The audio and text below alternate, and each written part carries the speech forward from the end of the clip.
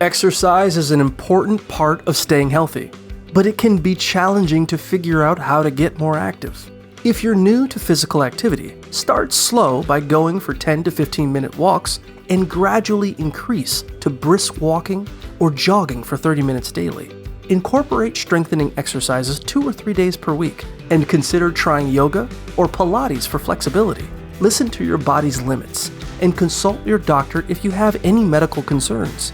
Eventually, aim for 30 minutes of aerobic exercise daily, such as brisk walks, jogging, cycling, or swimming. Vary your activities to keep things interesting and prevent boredom.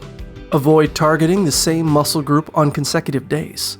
Cool down after workouts by walking for 5 to 10 minutes and stretching the muscles you worked.